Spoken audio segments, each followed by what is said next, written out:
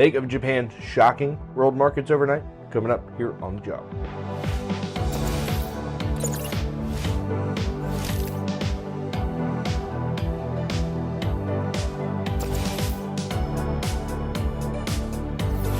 Hi folks, Alex Klingelhoeffer here with Exencial Wealth Advisors. It is 8:46 here in the middle part of the country on Tuesday. It is December 20th, 2022. Here's your morning jog around the economic headlines of the world. I want to start off with Japan, where the Bank of Japan really sending a shot across the bow of worldwide financial markets.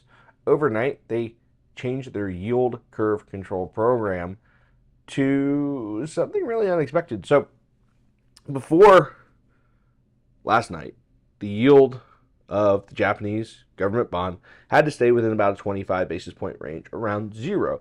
Reason why? They wanted inflation to come into their economy. Overnight, they expanded that to a 50 basis point range on either side. Now, what does that mean for the Japanese bond? Well, it means it gets to float quite a bit more. More specifically, it gets to float higher. What does that mean from the U.S.'s and the global economic markets perspective? It means Japan is now concerned about inflation like the rest of the world. Remember, Japan's been trying to inflate their economy for the better part of a decade. That's not great for risk assets, as it means there are additional risk-free assets investors can pour their money into and still get a commensurate return, at least a little bit, marginally better than it was the day before. On a go-forward basis, this is yet another central bank that is now on the tightening cycle.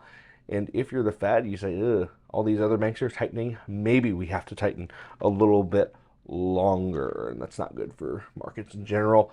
U.S. housing starts down a little bit. New construction, 0.5 percentage point off. It's all single family.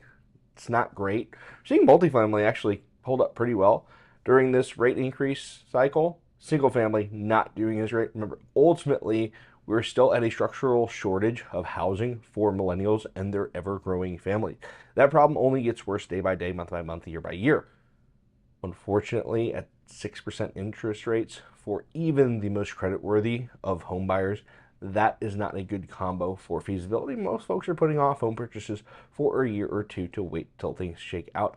Again, housing continues to be not a great place, not in great shape, but long-term, the fundamentals are bullish. Last but not least, before we get you off to a nice Tuesday, let's talk about Apple, biggest, most important company in the world at this point, reportedly be producing MacBooks in Vietnam in 2023. What does this mean? It means Apple sees the writing on the wall. Remember, just a few months ago, they said they were going to be moving iPhone production out of China and into India.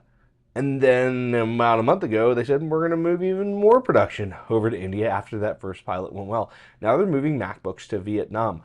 Apple sees the writing on the wall, which is China is effectively ending as the global manufacturing hub that it once was over the past decade.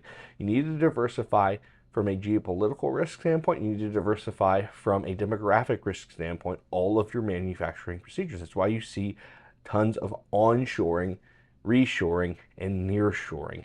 Vietnam, major beneficiary here, as their population is still young and poor enough, quite frankly, to take advantage of those economies of scale. If you want some additional info throughout the week, feel free to find me on the internet. I am out there. Till then, you and your family have a wonderful rest of your Tuesday. I'm out.